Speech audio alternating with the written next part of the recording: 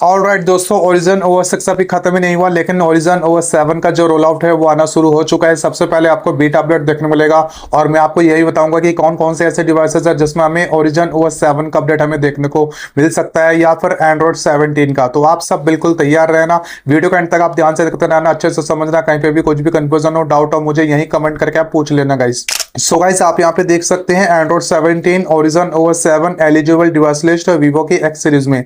Vivo के x series में जितने भी प्रीमियम फ्लैगशिप सीरीज हो गए, जैसे वीवो के X300 सीरीज होगी, X200 सीरीज होगी एंड X100 सीरीज होगी, इन तीनों डिवाइसेस में ही हमें ओरिजिन OS 7 एंड एंड्रॉइड 17 का अपडेट हमें बहुत ही जल्दी देखने को मिलेगा। इसके बाद वीवो V सीरीज की बात करूं तो V70 सीरीज हो गया, V60 सीरीज हो गया, V50 सीरीज हो गया, V40 सीरीज हो गया, इन सारे सीरीज में हमें ओरिजिन OS 7 विद एंड्रॉइड 17 का अपडेट जो हमें देखने को मिलेगा वो बहुत ही जल्दी देखने को मिलेगा। सबसे पहले इसमें बीटा अपडेट देखने को मिलेगा, तो उन सब की टेस्टिंग चालू है। अब जैसे रोल आउट होना शुरू होगा मैं आपको तुरंत बता दूंगा गाइस। इसके बाद वीवो की T सीरीज की बात करें तो T4 सीरीज हो गया, T4 pro, T4 ultra, T4 light, T4X, T4R, इन सारे सीरीज में हमें ओरिजिन OS 7 विद एंड्रॉइड 17 का अपडेट हमें बहुत ही जल्दी बीटा अपडेट के थ्रू हमें देखने को मिलने वाला है guys. Last Vivo Y series की बात करें तो वीवो Y400 सीरीज हो गया, Y400 प्रो हो गया, Y300, Y300T, Y300i, Y51, Y31, Y21,